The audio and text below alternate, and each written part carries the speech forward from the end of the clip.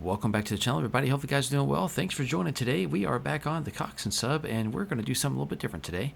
I am going to release to you guys a montage video, and you can see kind of the length of this is considerably different. But instead of editing out all the sideshows and all the other work and cutting it down to just a few minutes of mostly still frames with trains passing by, I decided this time through we would kind of show the whole thing.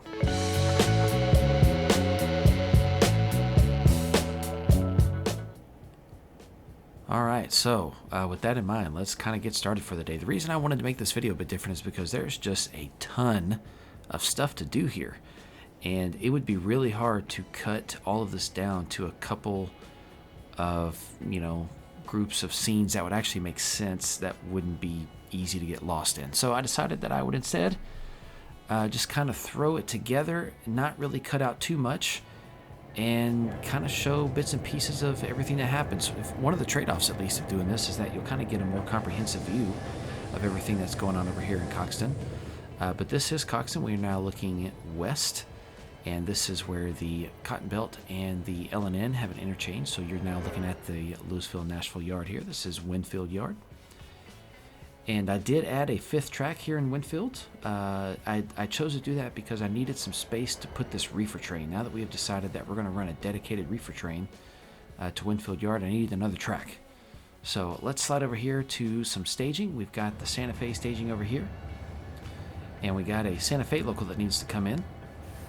Now I also have like the local for the Santa Fe in Coxton needs to run as well. So we are going to bring some cars in and do a little bit of interchange here, but it's going to kind of leave the Santa Fe yard in a mess. But here's the Santa Fe line that comes into Coxton. This is looking east, now kind of southeast. And there's Hemp Hill Yard. This is the Santa Fe's yard here in town. This is really just kind of here to serve the 5 local industries that the Santa Fe has exclusive access to serve. So then you've got the Y on the west end of town. There's that reefer train coming in. Got the train symbol up. I tried my best on this one to model the old Cotton Belt train symbols from the 70s. I want to do a bit more research on those. Try to make sure that I am modeling them, reasonably close. It's not something I really care that much about, but, it's a feature that doesn't really take too much effort to implement. So, and it adds a bit of immersion.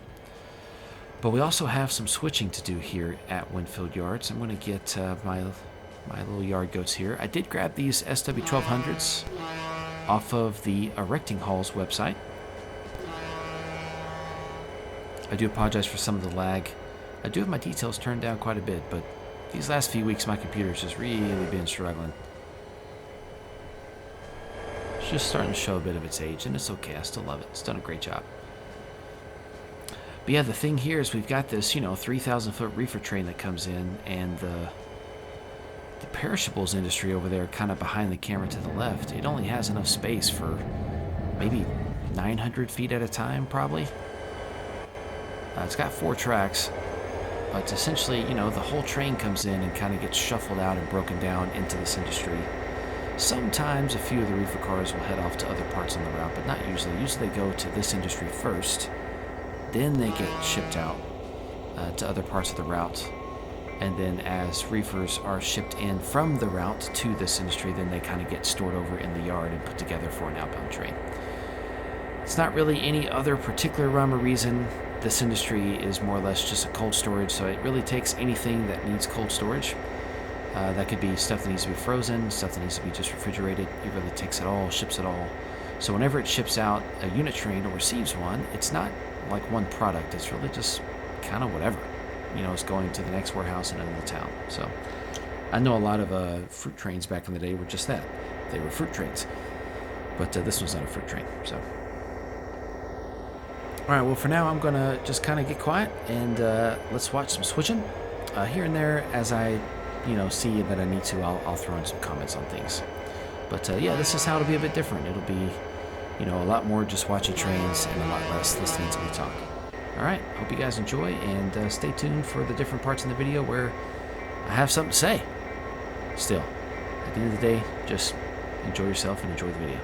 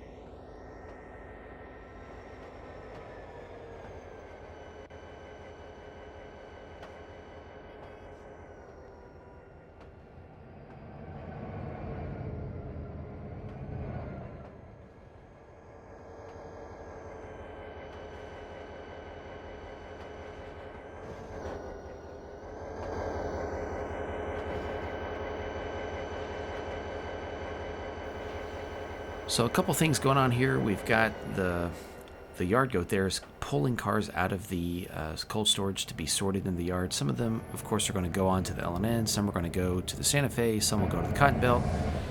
And that's all happening while we're pulling the reefer train in. So the way I do this reefer train is I bring it in and I drop the back part of the cut on the first track. And then from there we break off and then back the first half of the train in. And that makes it where we don't have to back a full train, which I personally prefer. I'm not going to sit here and pretend that that's necessarily how some prototype would do it, but that's how I decided I would do it. But you know what? Doesn't really matter. It's just how I like to do things. But yeah, if you kind of see the car tags there, you can see these cars actually all still need to be tagged. All those are COKs, which is the tag for the perishables industry here in Coxton. So I actually need to re-tag those. I think I do that off camera at some point, and maybe you'll see those later.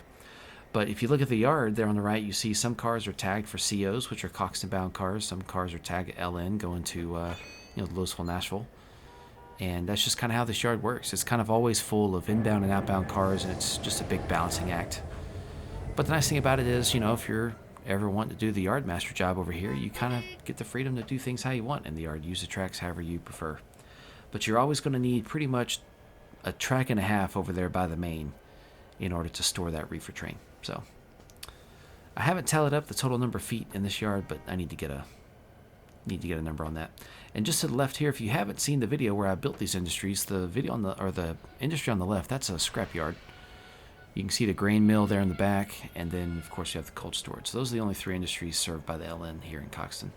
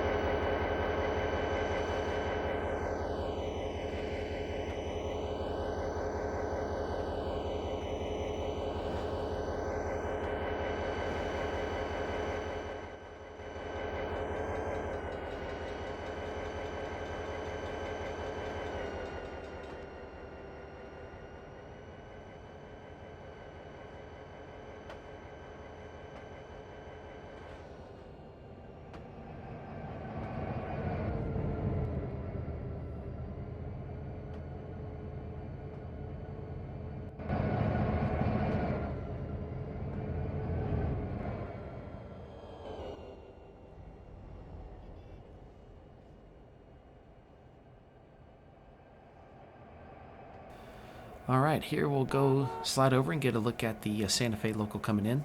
If you look on the right, you'll see I am running in DCC mode. Sometimes I do run DCC mode, sometimes I run in realistic mode. It depends on what I need. You know, if I need a train to kind of be autonomous for a bit, but run at a constant speed, then I'll just run it in DCC mode. But usually if I'm driving by myself and not having to worry about anything else, I pretty much exclusively drive in realism mode. But these ST60s, not ST, those Jeep 60s are on the download station. They are very well done assets, actually. They are a bit old. I think they're actually Trainz 12 assets, but they're really well done. They still look really good, even though we're, you know, what, possibly, potentially 13 years past Trainz 12. All right, so there we go, cutting off the cotton belt power. So what we do is we pull these guys out of the yard and then get them back to the other end. They grab the caboose.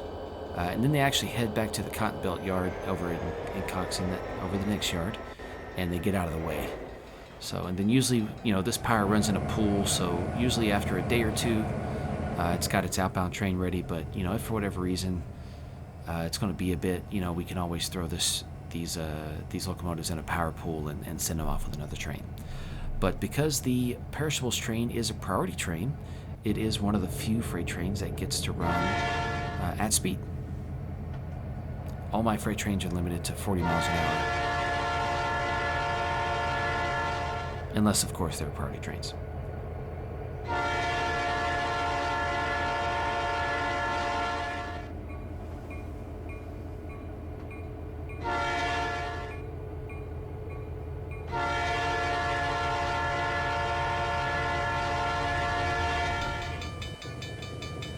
DCC mode does some fast stops there. It's a little fast. All right. Catch you guys in just a bit.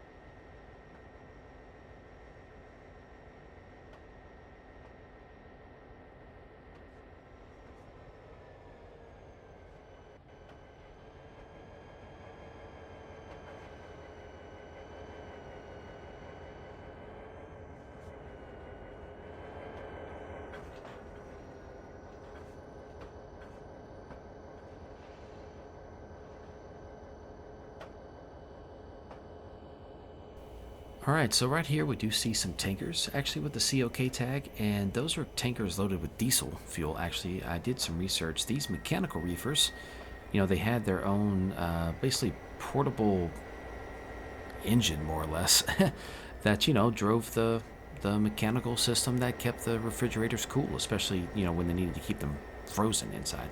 And those ran off diesel. So COK here, since it does essentially serve an entire train's worth of perishables, they do get, you know, shipments of diesel that they can use to fill up their the little generators on those reefer cars. So COK stands for CO for Coxton and K for Knights Perishables. And not every industry gets to have the first letter of its name as part of its tag, but they all at least have the first two letters represent the town they're in. So, and then here we are just using the north end of the Y, which kind of serves as an east end lead for the LN yard. You can see some of these cars are kind of tagged for all kinds of things. There's some COKs, some LNs. There's some COUs, I think, is the one that is the grain mill. So yeah, quite a bit of switching that the local needs to do here today. Yeah, there they are. There's a COUs right there on the left. Alright, so here's actually where I'm checking my spreadsheet that's got all my industry data. And I'm actually trying to figure out what I want to tag some of these cars with. So I came up here to COK to look and see what kind of destinations I had set on here for outbound loads. And sadly, it appears that I didn't make any, which is fine, of course. But that means I'm going to have to kind of figure out where I want to send these cars. Now, to be fair, most of them are going to go off route. But there are, a lot of local and team tracks on the route that can receive, perishables, cars and things. There's a bakery that needs eggs and, stuff like that. So there are places that these cars can go. But yeah, here I am going through the actual process, to individually tag these cars. I do it just by changing the name. It's not a big deal to me since I have Platinum. I can just switch over to Survey real fast. I will say, though, if you don't have a Platinum version of Trainz, it's a lot harder to do what I'm doing right now. And so I would tell you there's this rule called the car tagger rule. And the car tagger rule is a rule you can apply to the session. And it allows you to designate a car to go to a certain industry based on, a load it can actually be loaded with, which is nice because then you can send cars to be loaded with coal or lumber or, whatever, literally whatever goods, if you've put industries on the map. But I haven't put any industries on the map. But the nice thing about the car tagger rule is it also allows you to just name them with a custom tag. So I could technically use the car tagger rule and use that to rename my cars, and I would not have to change over to Surveyor for that. That would be done in driver mode. So if you don't have Platinum and it's not so easy to get out of driver mode, then getting a rule like the car tagger rule would be a great idea for you, so that you don't have to worry about getting out of driver, and you can make all of your tagging and everything, you can make all that get done in driver mode, which is really nice. So eventually, when I have a video for a different route that I'm working on, I will eventually show what I'm talking about with specifically the car tagger. Because I would like to see if I can use car tagger for multiplayer Surveyor, but we'll see at some point.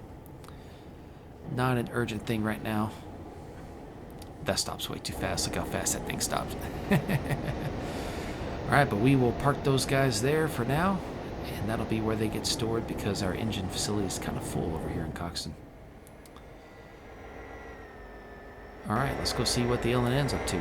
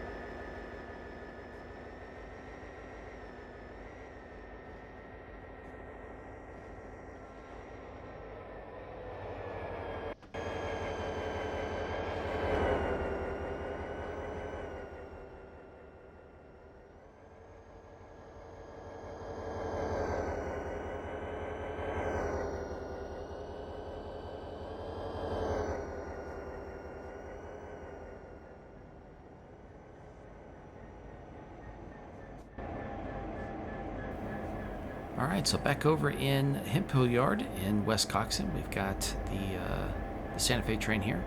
So we're going to pull our power off. And what I want to do is leave all this cut of cars here. Let the power head up and head over into Nick's yard, actually. Once it gets into Nick's yard, we're going to go ahead and have him pick up the cut of cars that are waiting for the Santa Fe over there in Nick's yard. If I remember correctly, it's almost 3,000 feet. It's quite a bit of cars over there. And then this will allow time for the Hemphill yard crew to get their goats out and get some switching done with those cars that we just brought in. Some of the cars, you know, obviously are going to go to Hemphill yard and to industries that the Santa Fe serves, but the majority of them will go over here to Nick's yard and get interchanged with the Cotton Belt or the Louisville National. I did realize, though, not too long after this, that I actually needed to bring those cars with me. So not too long after this, I do pause it and I kind of get that rearranged, get the locomotive sent back, and bring the cars over. So I'm not sure when that'll happen, but I'll probably clean that up a bit so you don't have to watch me run all of this back all over again.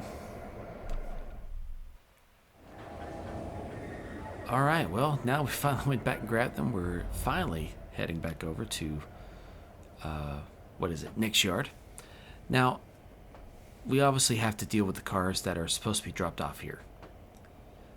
And if there are any, they could be anywhere in this train. The way I simulate this train, it's just a local that comes in from, you know, a Santa Fe yard on their system somewhere. And so cars just get thrown together that are all bound this direction and they don't get blocked. And so when that local comes in, some of those cars might be buried pretty deep in that train. And then some might not. But to be fair, since it's built out of staging, if I didn't want to do a lot of switching for that train, I could just put all the cars bound for the Santa Fe either at the front or the back. And it'd make it pretty easy in that case to get them off the train. And I feel like that might have actually been what I did here. I either did that, I think, or I just made the whole train bound for places other than the Santa Fe. And that actually might have been the case, if I remember correctly. But it is a 3,000-foot train. There are some 40-foot boxcars in there, so I didn't realize it when I started building this route, but you know, the setting is 1971. In 1971, there were a ton of 40-foot boxcars from the USRA days still in service, you know, because rail cars were built for the service life of 40 years, I believe, for a rail car. And, 1971 is only, 15, 20-ish years since the last 40-foot car was built. And so, from that particular design, from those USRA designs. And so there are actually quite a bit of 40-foot boxcars that I use here on the route. I do apologize for this lag here. Like I said, it just struggles sometimes. And as you can see, the yard is way overfilled. But to be fair, this yard is always pretty full, though, because it just serves a lot of trains. It's got KCS train, Santa Fe train, Louisville, Nashville train. That's 3 right there. It's got a port local. That's 4. It's got the local in Billary itself. That's 5. It's got the Luton turn, a northbound way freight, and a northbound yard transfer. So that's 8 trains right there that it has to build and break down every operating day. So it's just busy anyways. And then it's got 2 extra tracks for storage and things. And since I've decided to move the oil train off of the yard and directly into its own terminal, which actually was not built at the time of shooting this video, that actually frees up that 10th track to serve as more capacity for overflow. Because right now, this yard is way over capacity. But I do have about, if you count the 2 tracks, plus there's one more track that I could use in an emergency. There's actually like 8,000 feet of spare capacity, so that's almost 3 trains worth. So it's actually very good to have that extra capacity. It's really needed. One thing I've learned from my MBA is, when you have an actual, what do they call it? Your fixed capacity. You don't want your operational capacity to ever actually equal your fixed capacity. You want the capacity that you work with to always be a bit less, because as you start to reach your full possible capacity, you start to introduce a lot of inefficiencies into the system. And on the railroad here, that's simulated by the fact that you would end up wasting time with switching moves because you wouldn't have enough space on the proper tracks. And that's a big deal, because then you end up wasting more fuel, wasting more time. Crews are outlawing. and it slows down your throughput for your cars, which has some cascading effects. So key to remember there is your operational capacity. So the capacity you're actually working with always needs to be below your actual maximum capacity to keep those inefficiencies out of the system. So I usually try to strive for keeping my operational capacity at 90 to 95% of my actual total capacity. And of course, depending on the industry and the product and whatever it is, the service you're doing, that margin there might have to be different. But anyways, I'll stop rambling about the NBA. I'm sure you guys come to watch this channel so you can learn all about the NBA. I'm sure that's what it's for. So, I'll stop talking about that.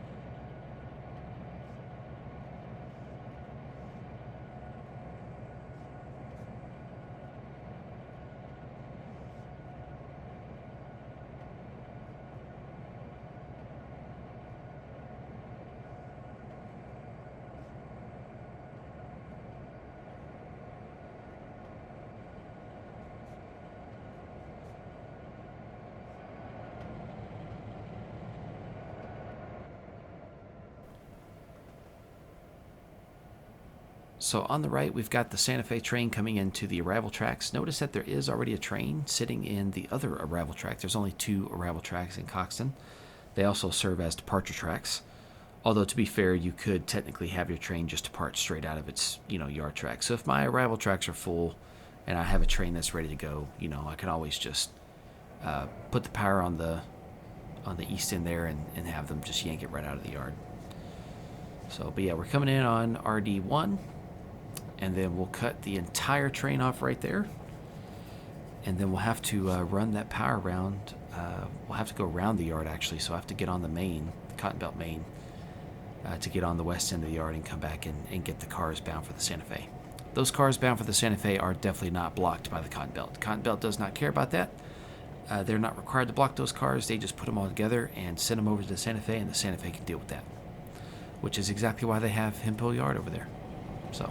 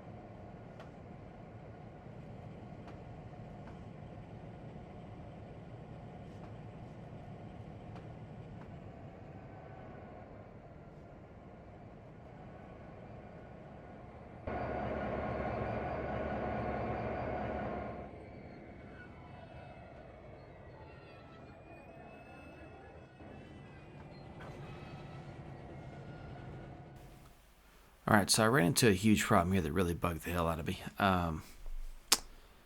These bay window cabooses are just not capable of being shoving platforms. And so my advice to you, if you ever decide to get this route and therefore download those, do not shove heavy trains with these cabooses.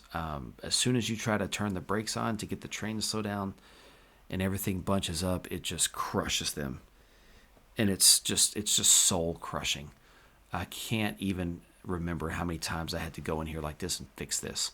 So I'm going to look through the video here and get the rest of these cut out so you don't have to watch it again. But just a heads up, those cotton belt bay window cabooses, they look great, they do their job well, until it comes time to use them as a shoving platform. That they do not do that job at all. But just for the record, what I'm doing right here is I'm actually building an outbound train, an extra that's going to run from Nick's Yard to the LNN system, but it's not going to stop in Winfield Yard for the LNN. It's actually going to move all the way into staging for the LNN, because what it is essentially I've got so many cars bound just for the LNN that it made a whole train's worth. And so I decided I would build that entire train in Nick's Yard because I needed to get those cars out of my way, once again, trying to keep it under that total capacity. And we're going to get them, we're going to get them moved over to a different railroad. So we're actually trying to put that train together, and that's what's causing all these problems right now. Is just trying to put this train together. So we will eventually get it done, and then you'll see me put some power on that train and get it out of here. But it's not always that I run extras like this, but this time there were enough cars needing it that we needed to get them out of the yard.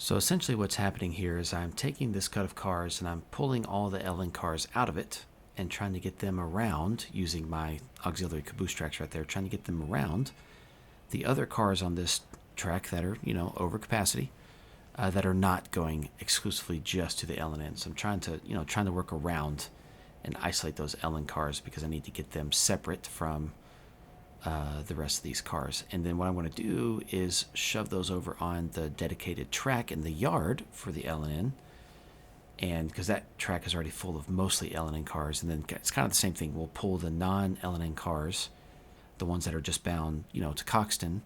We'll pull those out and get those separated so that our extra train that we're building can be finally put together.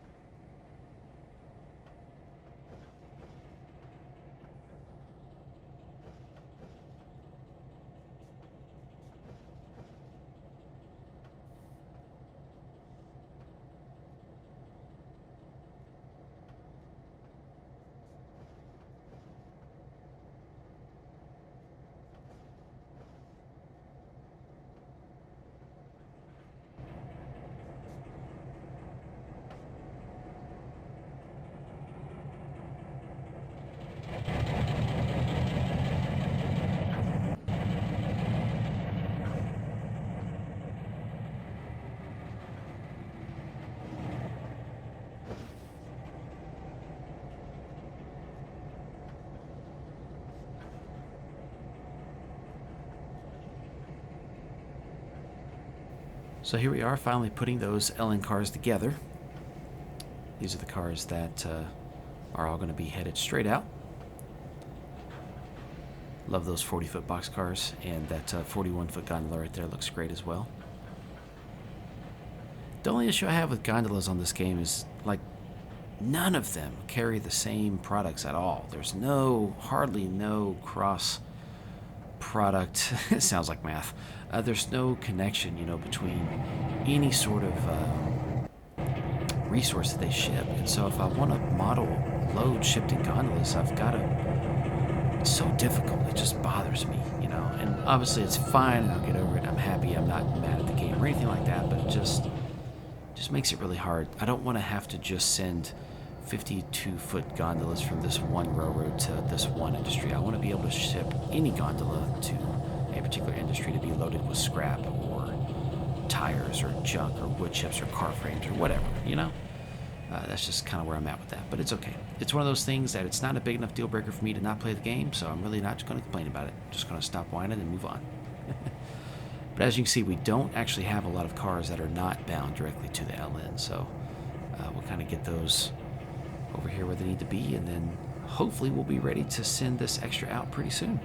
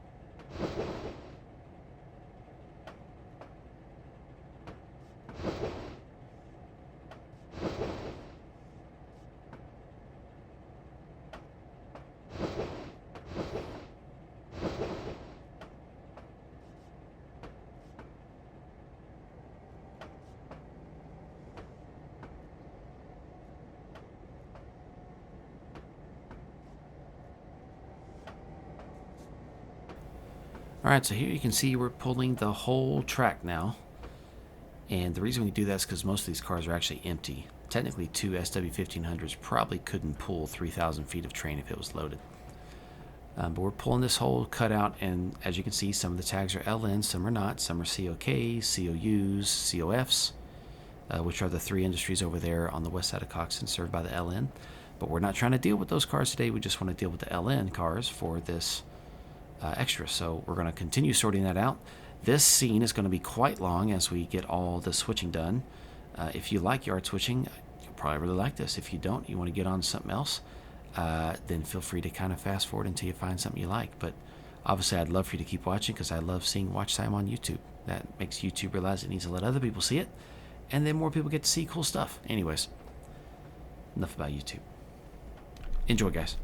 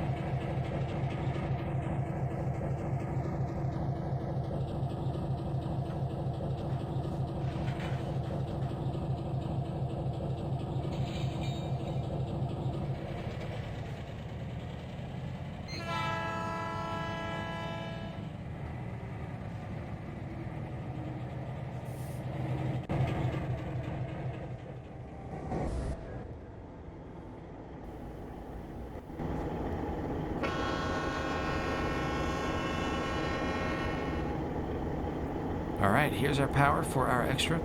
I decided to use these old Alco PAs because I had tried to run a southbound freight across the sub here with those, and it just died. It just couldn't pull the cars. Wouldn't even get started. And it just made me mad. I had to put helpers on it, which was frustrating. So I decided, you know what, since this is a light train that's going somewhere off map that I could just give to the AI, this would be a great train to use this power for, so I could just get it out of my face and forget about it. I like Alco PAs, but I just learned that I needed more power if I'm going to use Alco PAs to pull a train. So, and yes, there were some PAs in some situations that pulled freight trains. No, it wasn't common, at least in the context of most of what I've read about railroads that use the Alco PAs. But once again, just because something's not common doesn't mean it doesn't happen. And at the end of the day, I've created a subdivision that's also not real, and so we can kind of do whatever we want. Obviously, I'm trying to keep it, believable, but hey, at the end of the day, what's most important is that we enjoy ourselves. The moment that I don't have any more fun with this, I won't do it anymore.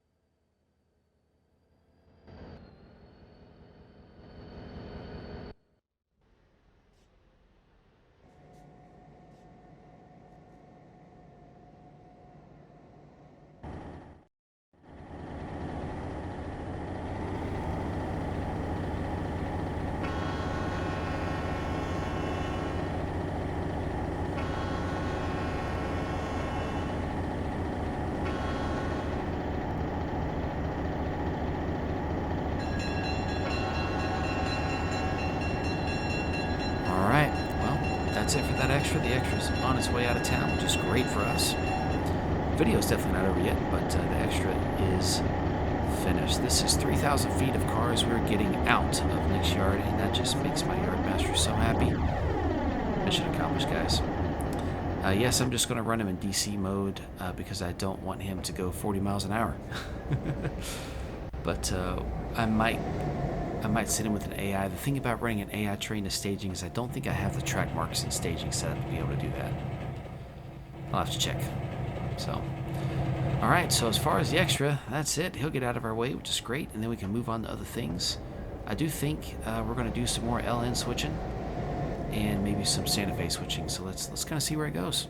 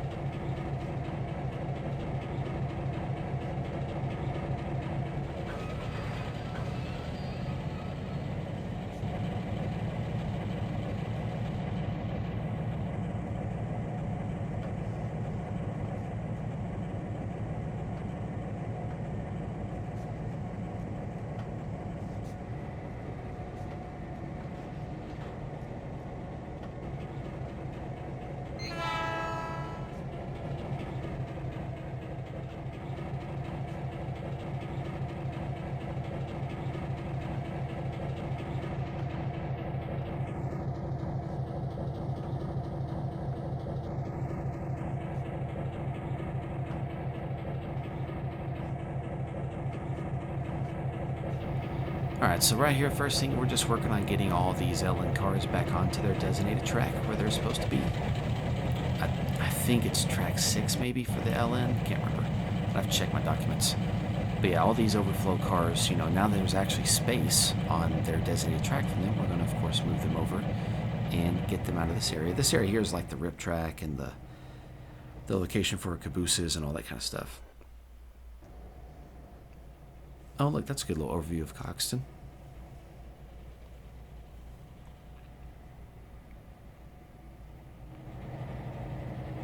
Not too bad. Not too bad at all. If you, if you have details turned up on your computer, this area looks a lot nicer than it does for me right now. I've just got my details turned way down because this thing was just struggling this day. It's funny because yesterday I was messing around and it was doing just fine yesterday. I really could have recorded stuff yesterday and you guys wouldn't have noticed that there was any lag at all because there wasn't. But man, when I was trying to shoot this video a couple weeks ago, it was just dying. It was crazy. It is what it is.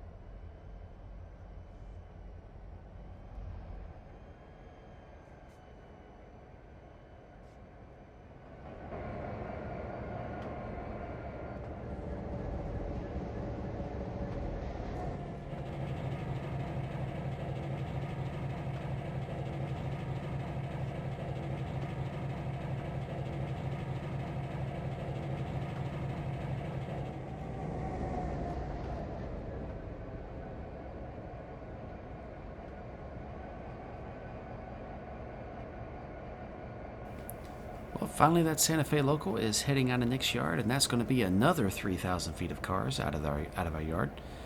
Once again, the yard master's having a great day. You know what? He might actually get a bonus this month because of his exceptional ability to get cars out of the yard. That's some high throughput right there. That's the Cotton Belt way. Move the cars. Definitely going to have to do a little bit of switching over there in the Santa Fe yard. I just can't remember if I showed that on film or not. We'll have to see. But I definitely need to make another video showing some more Santa Fe operations there in town, because there are some more. Plus, I have built and tested 2 Santa Fe through trains, which is great. Looking forward to running those some more. I've got a piggyback train that just runs from the north end of staging over by Johnsville all the way across the sub and then over to the Santa Fe and back. It's pulled by Santa Fe Motors. And then that one we're simulating, you know, it runs into Little Rock. And then I've also got a grain train that's pulled by the Santa Fe that goes to the grain terminal in Johnsville, which is big enough there to receive unit trains. And that thing is heavy unloaded. And then when I tested it, I only had 2 SD40s on it, and that was not enough. That thing never got more than like 7 miles an hour. So, you know, 57 miles, I think it traveled at roughly 7 miles an hour. That's just over 8 hours. It was atrocious. So, lesson learned there. We're going to add another locomotive to that one, see if we can get it to run at least, you know, maybe 25, 30 miles an hour.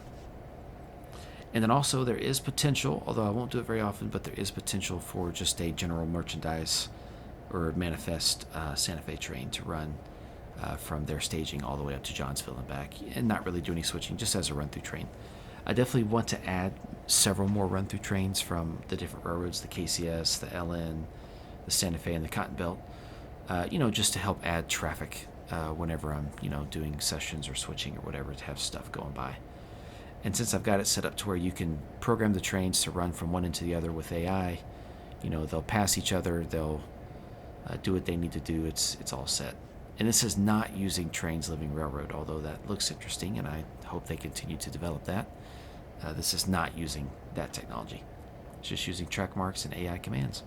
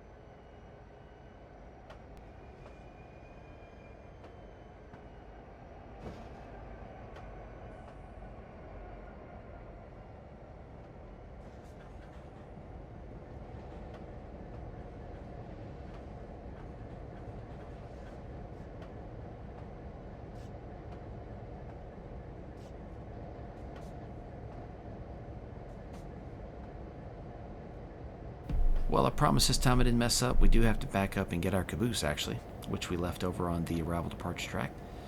And then once that move is made, the whole train's gone. And yeah, then our trim crew over there can get back to work breaking down these trains in the RD tracks. I know for a fact I did not film that, but that did take like another, I think, hour and a half. I think, to be honest, I think in realism mode, I think I can break a whole 3,000 foot train down in 45 minutes, so it's not too bad. If I was doing DCC mode, I could probably get it down to the 25-30 minute mark.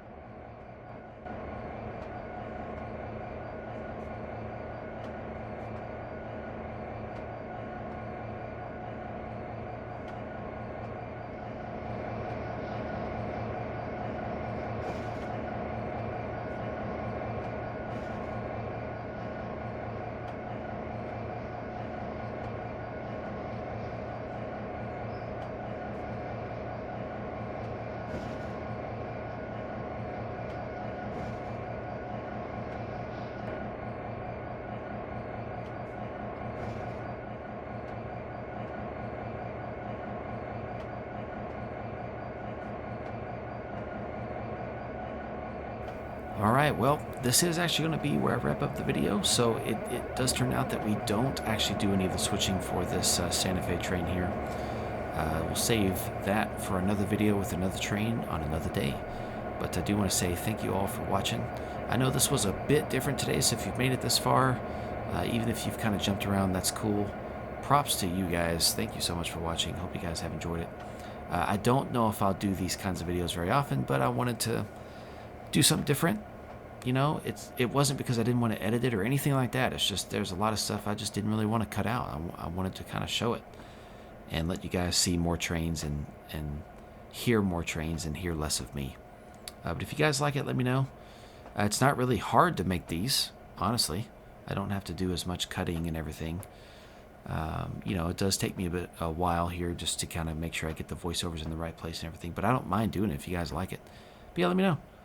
But anyways, we'll just kind of let this train get pulled up, and we're going to clear the entrance to the yard, and then we'll bring it to a stop. And then that'll be the end of the video. So thanks again for watching. Thanks for being the best part of the channel. I will catch you guys out there next time. I'm pretty sure my next video that'll come up next week is going to be a railroader video. So I need to get a few more of those in. Those are a lot of fun to make, and I just missed the game. So, but yeah, I've been busy working on my MBA, so a lot more work to do. We're almost there. This final project is really, really a big deal, as it should be. All right, guys, thanks again. Catch you later. Have a great one.